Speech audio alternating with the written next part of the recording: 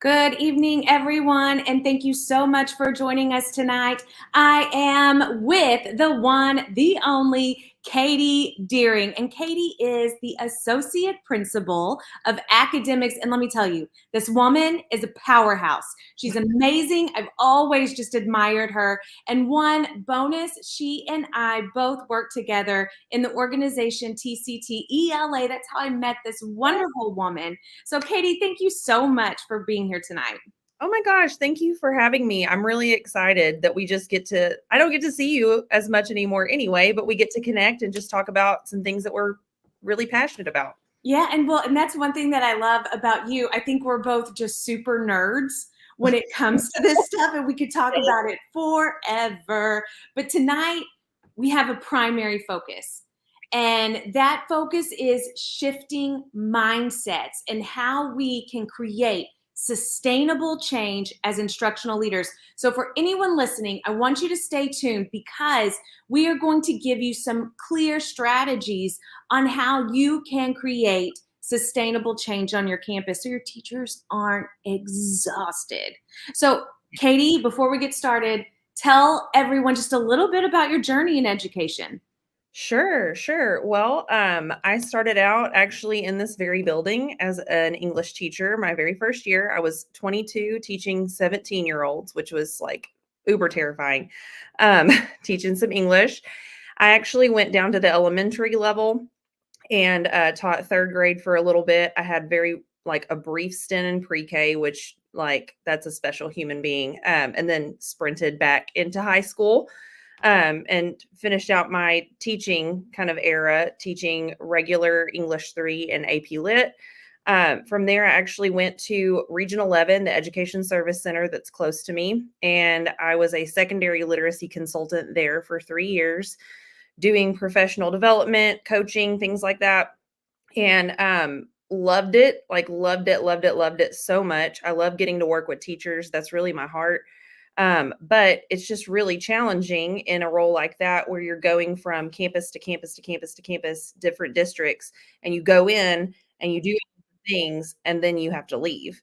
And so one of the things that I really wanted to challenge myself with was like, if what I think will help teachers is actually true and is actually good, then I need to be in a spot where I can see it through when it feels clunky and icky and the day-to-day kind of grind. So I actually started my career here on my campus as the accelerated instruction specialist with a rollout of 45-45, and then shifted into assistant principal last year. And then this year is my first year as the associate principal of academics. So I've kind of landed in a seat where I get to really oversee a lot of the just academic growth on our campuses, our professional learning communities, trying to build capacity in both just our teachers and then our leadership team to grow instructionally. So I love it. It's awesome. Well, and what a great journey because you've had the opportunity to see both sides, or actually, let's say three sides of it, really. I was going to say like triple sides. I don't even know. But because not only, you've been as a classroom teacher, but then going to a region center and kind of seeing what happens at the very, very top, working with TEA, doing a lot of research, and then coming back as a specialist then to an assistant principal. And let's be honest, an assistant principal role is very different than a specialist or a teacher role. Like There's no job like it. no job like it. And then to now an associate principal, which is also very different. But what makes you so amazing at this job is because you have that lens to look at or look through.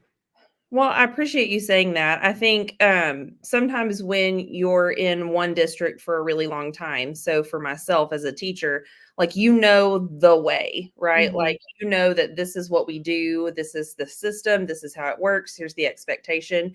And that in my brain was always like, this is the right way because this is the way that I know. And so, my regional service center encompassed 76 school districts, and I worked with some elementary, but mostly middle school and high school in 6A campuses down to 1A campuses in every different kind of like leadership structure, people who don't have a curriculum department, people who have 87 people in the curriculum department, like all of these different things.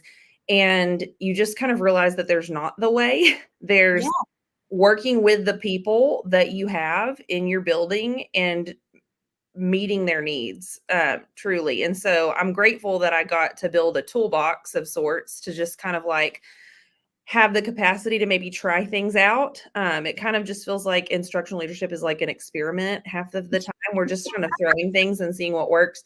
But I think it helps me to not feel so married to whatever the current system or way is. And I think being able to like pivot and try new things is huge. Well, and I want to kind of start there for a second. Something that you said really resonated with me, and it was, when you were in your school district teaching for a while, you were like, oh, this is the way, this is the right way. But now that you have all of these different perspectives and you're able to see there's just people's ways, like every campus is very unique and individualized. And if we want to create sustainable change, we have to meet people where they are. It 1000%. Yeah, so let's start there. Like unpack it a little bit. What do you see? What are the big no's? Number one tip. Yes. Well, I think first of all, like this is so cliche, but it's so true, is like you can't lead people you don't like.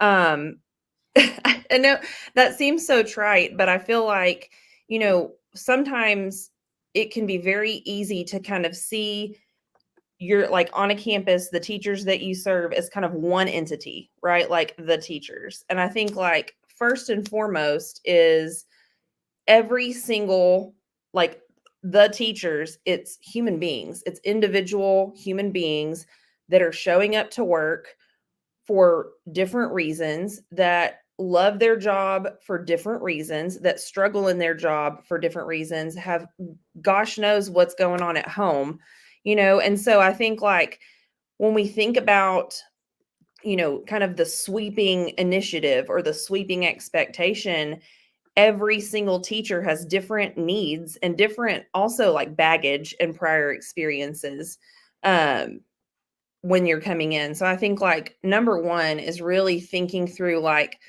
who are the people that I'm about to ask to do XYZ? Like who are they? And I think a lot of times like you can kind of almost categorize people into like thinking through instructional leadership, or like kind of, I feel like I'm stereotyping, but I'm not trying to. So you have like the teachers that show up and it's like anything you ask them to do, they're going to be like, I'm going to do that. And then I'm going to do more of Yes. that. I'm so Your excited. runners on the campus. Yes. Well, it's like the Leslie Notes, like Parks and Rec reference, right? They're just like, this is my favorite. I love it. Like I'll run through a wall. Like you just tell me.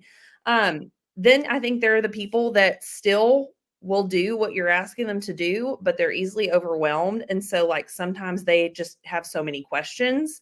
Sometimes they just need to vent. Like I have a teacher who she has like a weekly Vegas time. She comes to my office, eats chocolate, and she's like, it's time for Vegas. And she just kind of gets it all out. And then once that's done, like we're good and we can go. Then I think there are also, and I don't know if this is maybe a high school specific, but I think it's everywhere, of just like please don't ever acknowledge me. Like, just tell me what to do. I don't want to be highlighted. Like, I want to be as under the radar as humanly possible. And I don't need to feel, I don't want to do all the feely work. Like, just tell me what you want me to do and I'll do it. And then I want you to leave me alone. And then you also just have the people that will push back on anything and everything, right? Like, you could be like, I would love for you to take this $1,000,000. And they're like, no, I don't want that because you asked me to do it. So I don't want it, So knowing that you kind of have all of these different people, and people are that way for a purpose, right? Like everybody's showing up to do the best job that they can with what they know to be true and are influenced by the experiences that they bring to the table. I can't expect a teacher who has never received feedback to suddenly 20 years in, when I come in, I have a conference and we start going over some grows, to be like, oh, thank you. Like, absolutely. That we can't expect people to just like be eager to receive that if that's not common practice. So you kind of have to evaluate too, like what are the systems that the teachers have been operating in for however long, how often are they changing, like, and kind of where are people's capacity in taking in new information and trying new things. I think that has to be kind of where we start. Absolutely, because oftentimes I see leaders, one, assuming that their campus is ready to make that change. Like everyone's ready. And Mhm. maybe they're ready to an extent, but they go too hard too fast. Or sometimes they underestimate their team and they're actually holding them back. And I can tell you right now, I have seen the biggest kerfuffles, or I guess whatever the word is, when administrators do not take the time to know their people. And you said it at the beginning, you can't lead people you don't like. Guess Mhm. what? People aren't going to follow your lead if they don't trust you. So, One I mean, it's like you have to foster that trust if you really want to make that sustainable change. And you got to start where they are. Absolutely. And I think, when you're thinking through whatever, and I'm kind of thinking in terms of there's lots of different like instructional kind of rollouts that we can be talking about because you always want to kind of think through how is this going to go. But I think sometimes we have to even push pause before that and think about like what are we actually like what is actually the beneficial thing to our staff that we're about to ask them to do, and adjust our expectations accordingly, right? Like I think sometimes we look at kind of the landscape of our campus and we think we know what the big rocks are. Either because someone else told us, hey, fix these big rocks. A lot of times those big rocks looks like star scores, right? Like, hey, those scores are not great, fix them. Um, and so we think we know. And usually, if we approach it with that idea in mind, hey, we're going to come in and we're going to fix this thing, then like it's going to blow up in our face. 100%. And so, one of the things that I know I try to do, and we've facilitated in our team before, is really like digging into the why, and doing like some root cause analysis of just literally like, what do we see? What do we hear? What are teachers saying? What are the things when we're going into classrooms? What are we seeing that's great? What are we seeing that's a struggle? Just like kind of vomiting it out.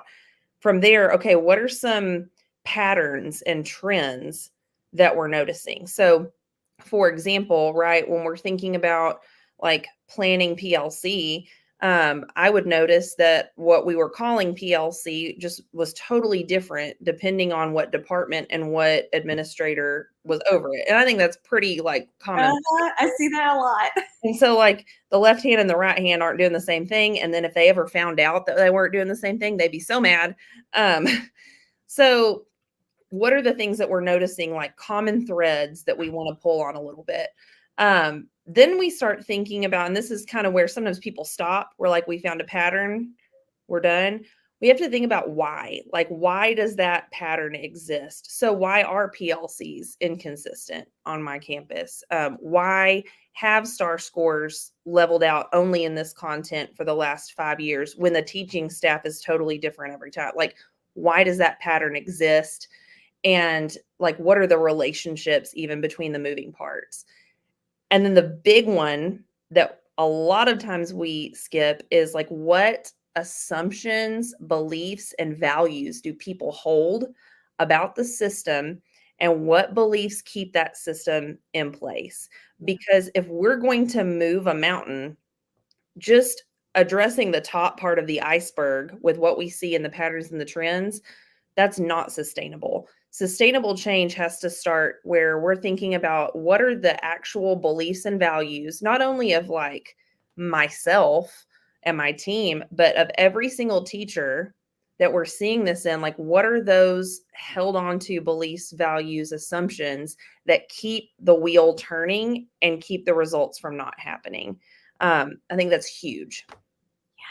Katie, you hit the nail on the head. I mean, if you don't dig into that iceberg, the bottom of the iceberg, you're not going to move mountains. And you know, I think we always talk about culture as one of the number one factors of student success. It's also one of the number one factors of teacher success, and that in growth and crushing goals. Mm-hmm. It has to start there with their values and belief systems, meeting them where they are. So I do have a question for you on that. Mm-hmm. I've had a couple of conversations with campuses recently, and we've talked about, you know, engaging stakeholders in this conversation of what truly is wrong, like what's happening, what are the pain points. And there are differing beliefs of, do we involve the entire staff, or do we just involve the leadership team in this conversation? What has been your experience? What do you think? I think that's a really good question. And I don't claim to always be perfect at it, especially depending on the size of your campus. I think it's important that everybody has an opportunity to voice um, questions, concerns, thoughts, things like that. I think you have to be really strategic in how you facilitate that. That you do facilitate that, because I think sometimes, again, I may think that I feel this way for this reason, but I actually feel that way for a different reason. And I won't know that unless I'm prompted by a really great question. So, one of the things that I think that we can do, and we're really working more towards on our campus, is we're trying to empower teacher leaders as much as possible, because they're going to have that rapport and buy-in that I'm not on a team, right? So if we can empower our teacher leaders to facilitate and kind of collect some of that information and collect some of that feedback, then we have a leadership team on our campus that has all of these representatives from all the different groups, and they can kind of share out and voice, so that every single time you're creating that psychological safety in small group conversations. Because if you're having this whole group with your entire staff and you're trying to have these conversations and include everybody's perspective, it's going to be a hot mess. You're going to have a lot of people that are going to totally check out, because you can in a room of 200 people. So I think it is possible and beneficial to get everyone's perspective. I also think you have to really evaluate, like, where is all of that perspective coming from, and you have to have a thick skin. Yeah. 100%. Like, I think one thing that I have really tried to do is to not shy away from the questions and the pushback when it is an open forum, right? Like, we're going to get it all out, and then we're going to come back and we're going to figure out a solution that's great for kids. Like, so I can take it. Let's go. And I think that, I know that's kind of like a rabbit trail, but I do think we have to facilitate opportunities to build trust so that people feel valued and that their perspective is represented. But we're really leaning on the expertise of the people who can see it from an aerial view versus just the microcosm of the classroom. You know what I mean? And so really thinking through, like, is this a problem because this is the wall that I see? Or is there a pattern from teacher to teacher that I can then take to the table and we can do something bigger about it that's not an individual kind of conversation? Yeah. Well, and you even mentioned investing in your teacher leaders, like, you know, that starting there, because honestly, if you don't start there, when those backdoor conversations begin to happen, because they will, or those parking lot conversations are going to happen, when the teacher leader is a part of that, hopefully they're able to guide them in a different direction, give them some clarity, provide some truth. Otherwise, we know chaos ensues. Absolutely. And I will just share a system that we put in place that we started this year, and it has been just game changer in our master schedule. Is we have 3 teachers in our high need areas that we're calling them MCLs, or multi-classroom leaders. And so they teach their content for half of the day. They have their conference, but then they have 2 class periods where they can compile data for people, go in and do classroom walks. They can facilitate PLCs. They can do all the things. And let me just tell you, like, having one foot in the classroom and then one foot in the leadership, it is like the instructional growth we have experienced on our campus just this year alone, and the trust that has been built there, and just the willingness to do the work alongside our teacher leaders. It has been amazing. It has been so great.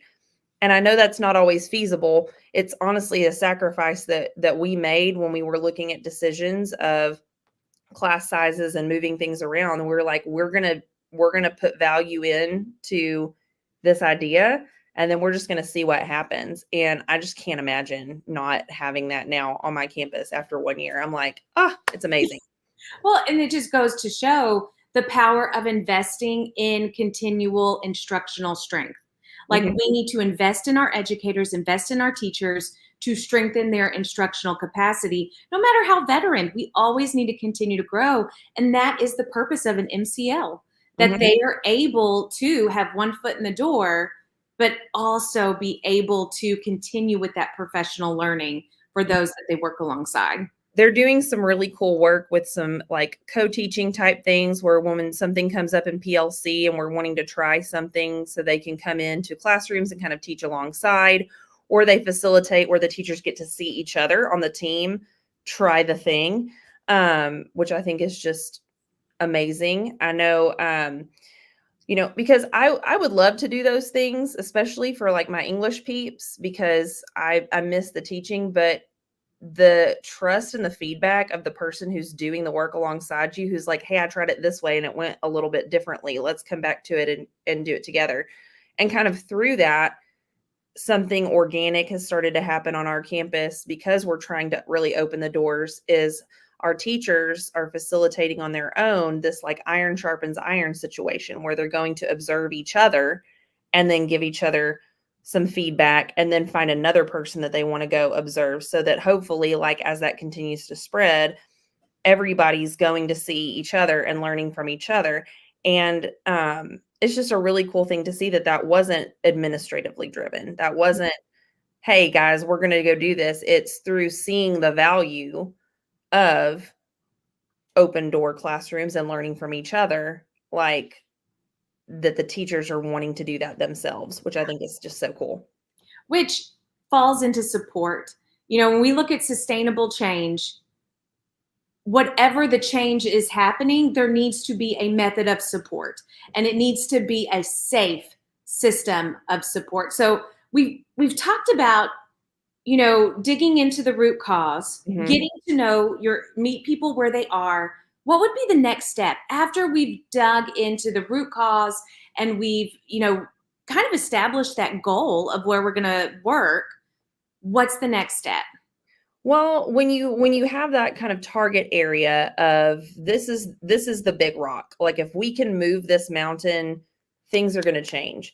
I think we have to go back to that bottom of the iceberg, step 1, and go like, what are the pain points that people are going to experience when we start to push on this? Like, forward thinking, what is going to be the thing? It's good. Is it going to be, I don't have time, I don't understand, my kids won't do that, some of those like just beliefs that are there. So knowing already how this is going to impact our staff, but bringing it back to common beliefs and values. One thing that we do in our PLCs is we establish some core beliefs and values. As a district, we created a PLC framework where we said, as a district, this is what we believe about kids and about learning. And so, like, when things get crazy, we can always come back to, hey, I know that we're disagreeing on this right now. We're having a hard time, but we said we believe XYZ. This practice, it ties into that. And so if we believe this, then we're going to try to make this work. Then we're going to try to stretch ourselves and grow. And so I think, like, it has to come from a place of, who am I as a teacher? What is the love that I feel for my kids and why I show up every single day? But as a leader, we really have to forward think through, how is it going to go off the rails? How are different people going to respond? What is going to be the pressure point that's going to send people over the edge? Or even just like the speed bump that's going to make things slow down. You know, all of those kinds of things. I think additionally, like identifying on the other spectrum, like the people who are going to take it and run with it, right? Like the people who are going to just like they're going to see the value add and they're going to go. Um, I can use PLCs kind of as a running example through some of those things. Is that last year as an assistant principal, we had moments on our campus that were called PLCs, but I think really like what I was kind of gleaning from it is it was a meeting, right? It was the, hey, what are we teaching next week? Who has announcements? Like different random people would show up to the meeting and be like, oh, hey, map testing, get your stuff done. And so there wasn't a whole lot of like questions and pushing. And so like we had no real experience with the 4 PLC questions or like some of those common things when people are like, oh, well, UPLC, do you even do the 4 questions? Like the graphic organizer from the solution tree, did you use it? Those kinds of things. And so, when I was kind of given the directive from my principal at the time to really focus on English 1 and English 2 and say like, let's get a good structure. Let's really focus our energy into streamlining those PLCs and see what happens. And so I really focused a lot on the relationship of, you have a lot of different people coming in with like different feelings about data, Yeah. different feelings about, what we've done. Some two teachers had been in the district a while, 2 teachers were new to the district. And so you had like lots of differing perspectives. And so I think it was really important for me, I could have gone in hot with the 4 questions and this is what we're doing. And we're going to go beat by beat by beat by beat. But there were many a PLC where we just had to pause because someone was having a really emotional day and had some things going on and we just had to work it out. We had a couple of kumbaya PLCs where we threw the agenda out the window and we had to do some like conflict resolution because again, like we're passionate about what we do. And through those moments, like we were able to find that solid ground and really trust each other. And then that's where, once that trust was established, we can dig into some data now and we don't feel so icky about our name being beside it. You know what I mean? I think so often people think it's just fluff work.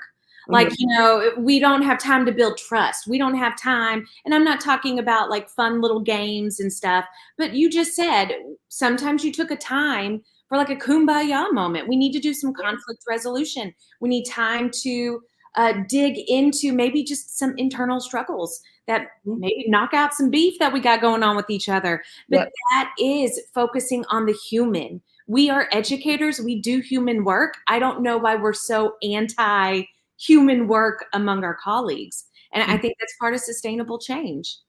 Absolutely. And I think the more that we can connect to the human, and then secondly, too, like connect to something that is tangible that I can latch on to. So no teacher likes feeling like a novice. That is just a tried and true. So whether you've been in the classroom for 5 minutes, 5 years, 50 years, like no one likes to feel like they're bad at something. And specifically with teaching, so much of our identity is wrapped up in our performance. And so if you're trying to change something that I'm doing, a lot of times it feels like you don't value me, like you don't like who I am, right?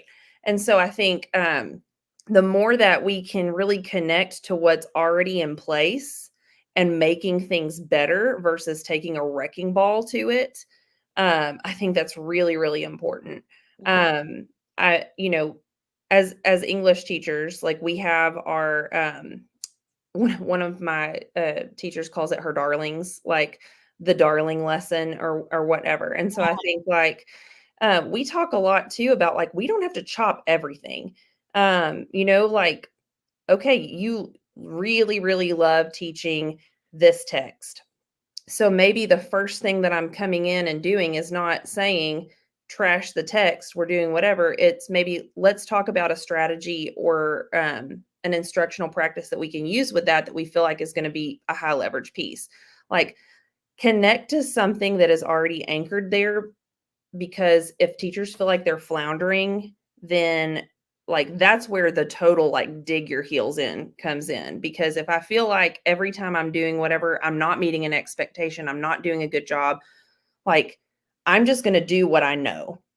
And so I think if we can anchor it to what we know and focus on one really small change at a time, something that has maybe some low hanging fruit as well. Like I need to be able to see the value add in whatever you're asking me to do or not do or change. I should be able to see that, and I should be able to see that quickly so that, okay, you mean what you say, and this is actually beneficial to me and my students. And now I'm going to be willing to push myself a little bit further. Yeah.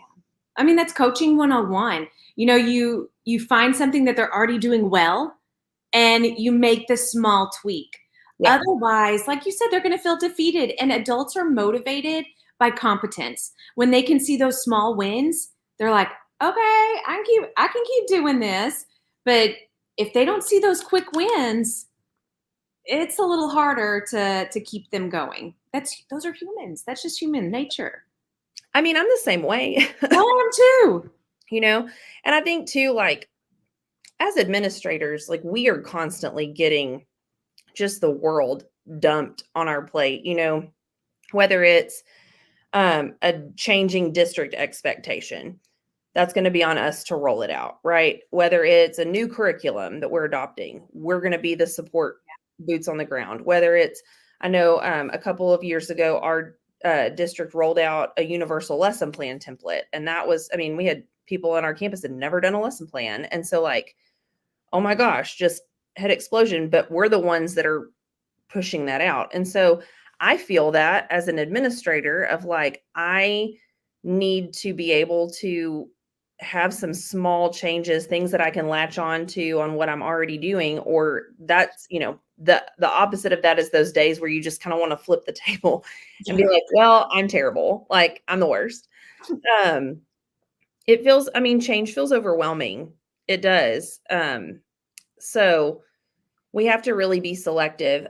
One term that we use a lot in just our teams, and I use this a lot too with my teacher leaders, is just the phrase short game, long game. So sometimes teachers will come to me and be like, I just don't understand why this is happening or this isn't happening in classrooms. Like I see this and I hear this, and I just feel like, why can't we all do this? And I think we talk a little bit about like long game. Yes, we want everybody in this building to be really pushing themselves to grow kids and to grow themselves. I want PLCs in every single department, and we have that to a degree on some of our like instructional planning days. But as far as like true professional learning communities, like pushing the envelope, researching things, like thinking about their classroom as a lab where we're trying things and we're gathering that data, like that's the long game. But short game is I have to be able to collaborate with my team.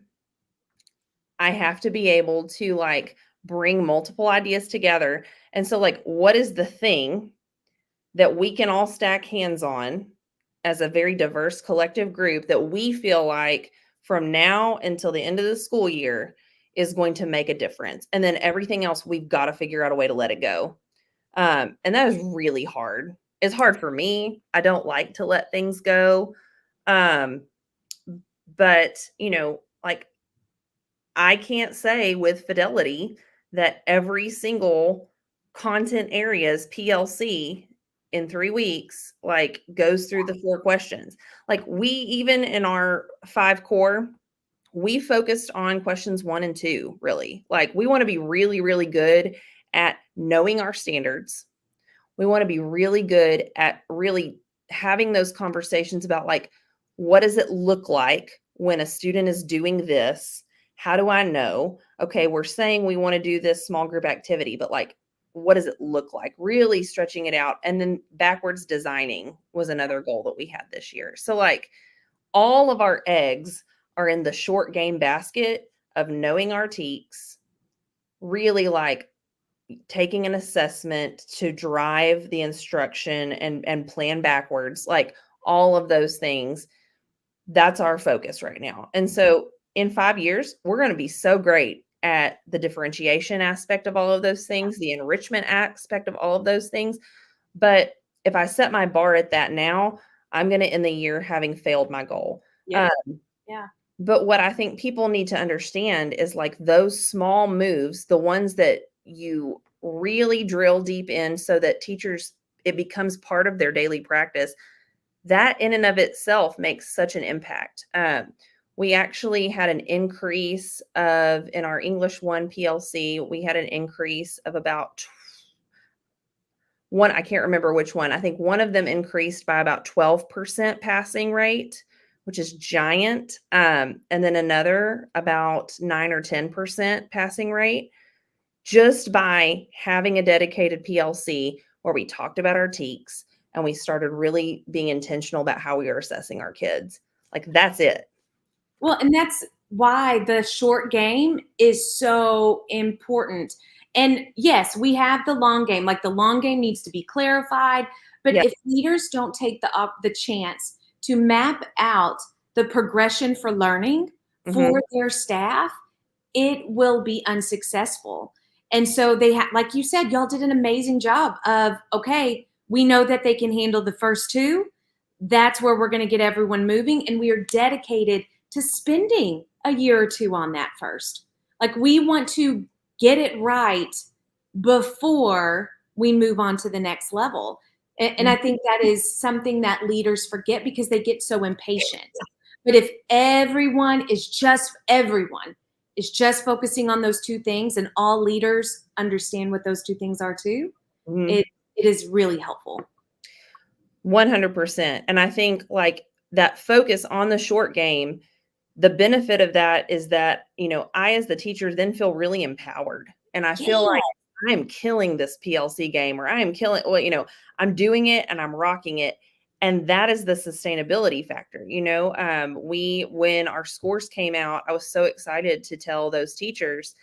And just the way we jumped into PLC at the beginning of the year this year, with those teachers being champions for the process when we were spreading it to the other content areas, offering to help and to like guide because they saw a direct benefit to the work that we did together. And it wasn't work that like Caty made us do. It was like we Yeah. are a team and we work together.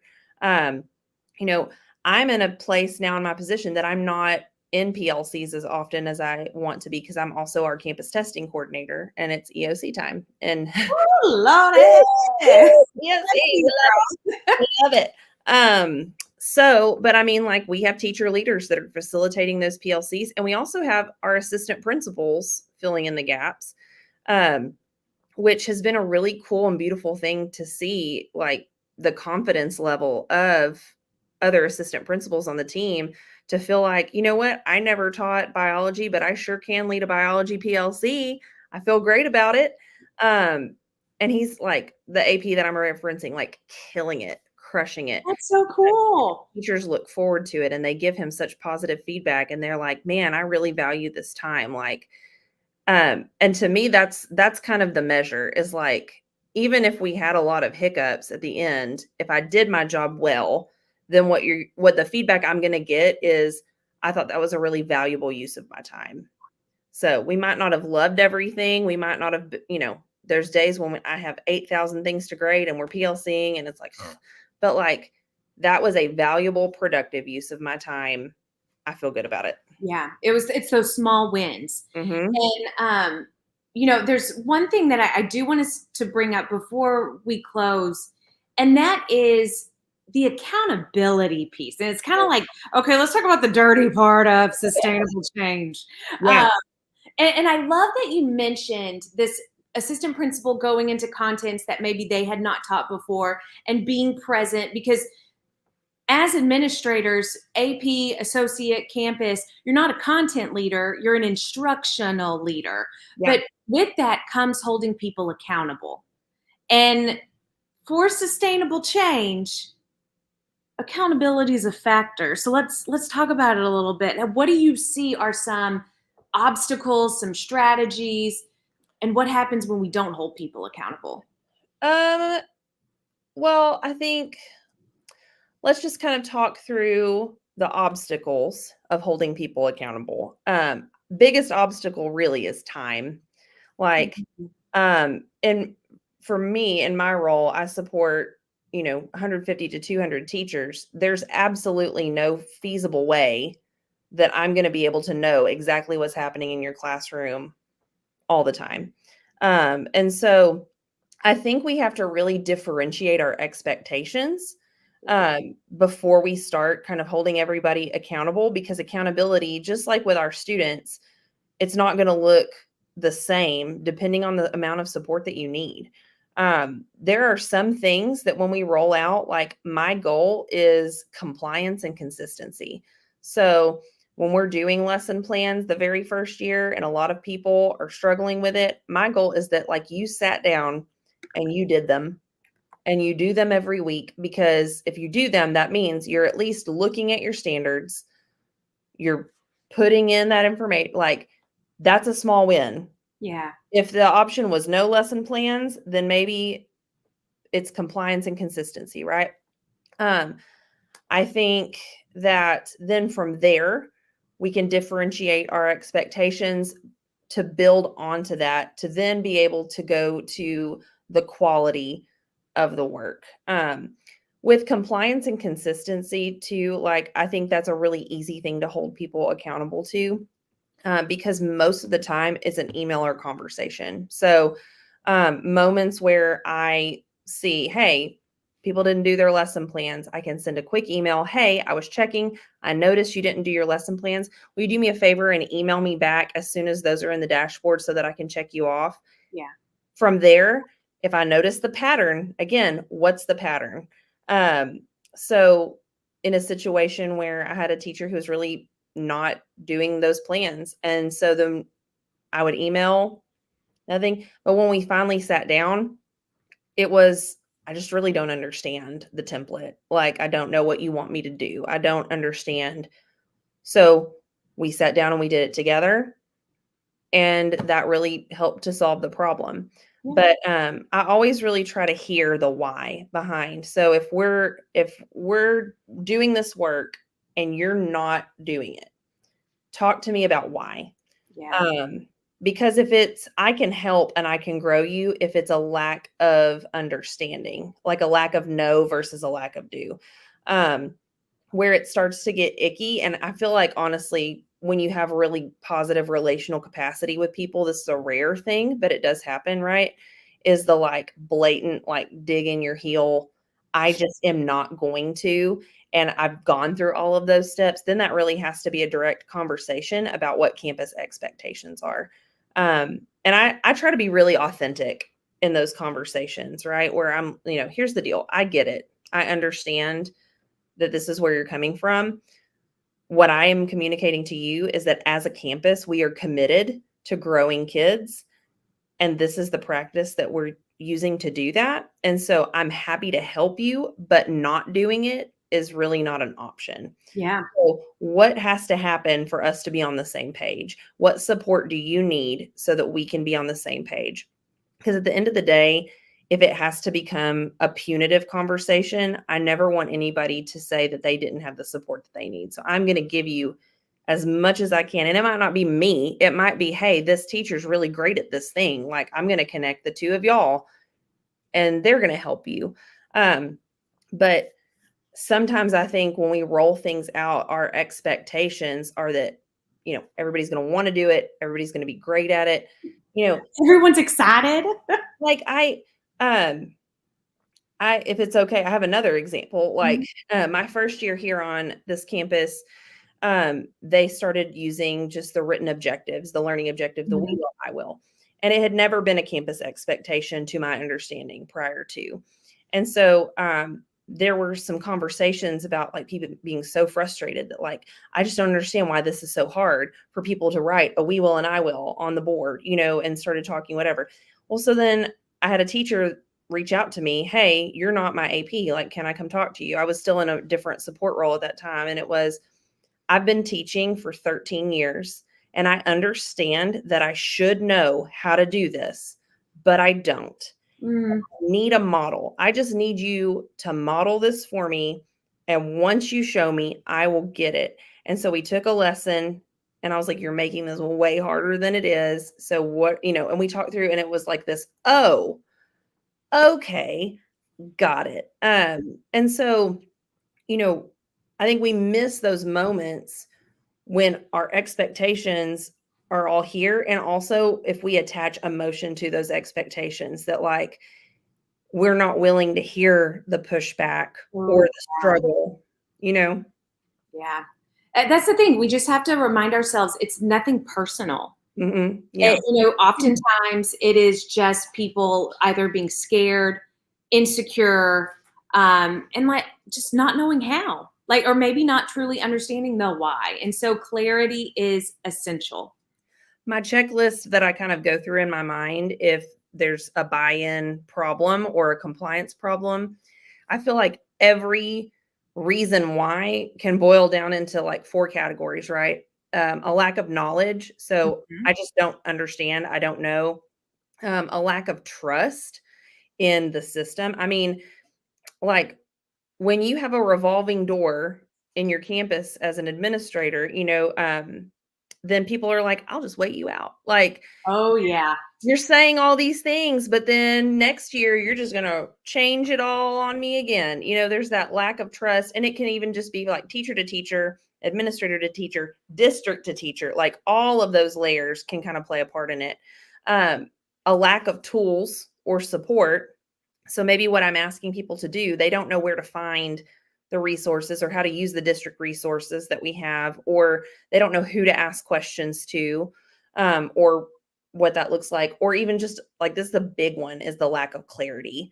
Um, I love a good Brene Brown quote, clear is kind.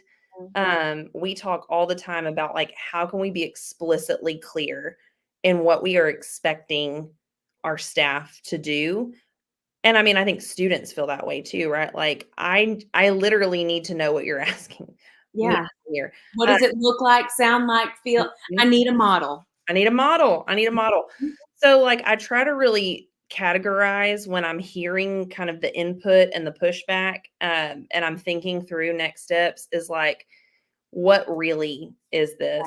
And most of the time it fits in one of those buckets. And I feel a little bit more equipped to address that. Or when we come into the team huddle to say, like, hey, what are some of the common things that you're hearing from your departments and all of these things so that we can go, okay, it really sounds like there's just a lack of clarity in what we're asking. So people are trying to do the thing and it's just not hitting the target. So what can we do? Let's work together to see like how we can better provide some clarity. Do we need to create a model? Do we need to maybe have some people go and demonstrate in classes? Do we need to maybe in our next PD kind of come back together and go, hey, let's really talk about this and let's open it up for some questions.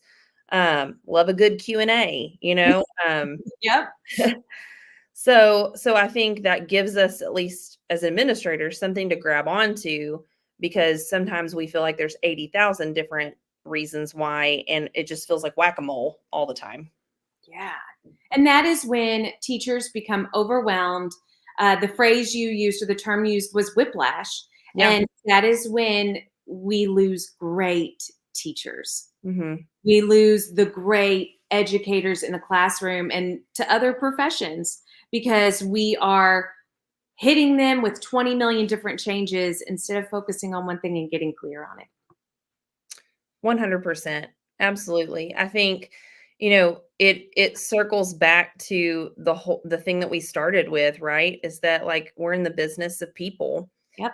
And so, not on like everything that we're doing with teachers is what we would expect teachers to do with students. And I think it's really, really important not to let the distance between you and the classroom remove you from understanding what that's like. I think I try to really empathize and keep in my mind, I haven't been a classroom teacher since 2018, but I was stressed all the time. I carried the emotional burden of the things my kids would share with me and the things they were going through, and just staying up so late planning and grading and researching and making. And I remember I have been the teacher and like call one of my administrators. They will tell you the same. Like I have been the teacher that is the hand being like, why are we doing that? We're Yeah. scared.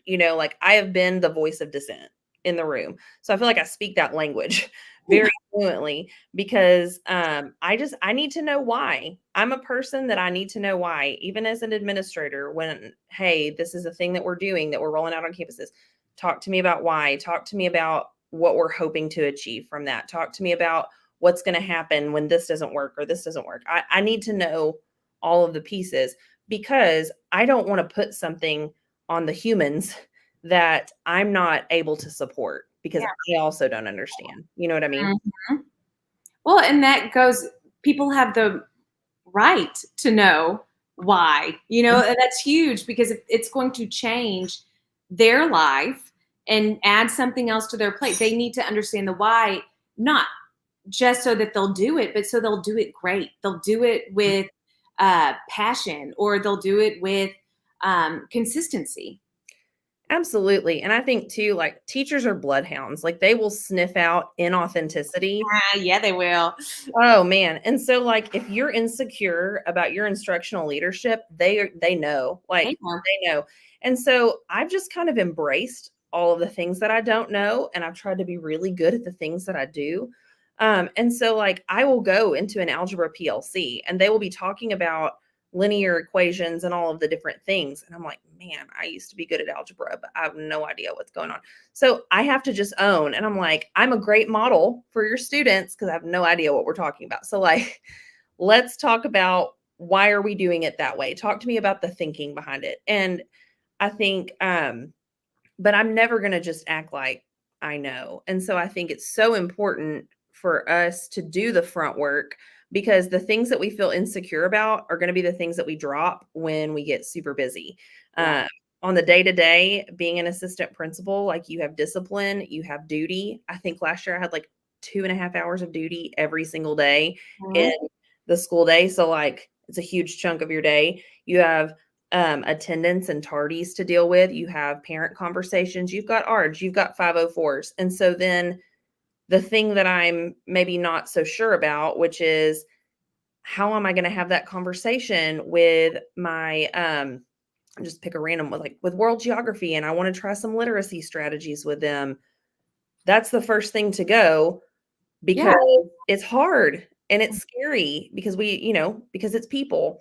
So I think, even just in a bigger scope of like thinking through developing the administrators around you is really like focusing on, if you know nothing else when you're leading teachers, here's some questions that you can always ask, or um, giving some kind of a tool of like, when you see this, this is a thing that maybe you could suggest. We do a lot of calibrating on our team. So we'll do a walkthrough and we'll talk through and be like, okay, so I see that you did a walkthrough on this person before. So let's kind of talk through, like, what did you notice? Here's what I'm thinking and here's what I'm seeing.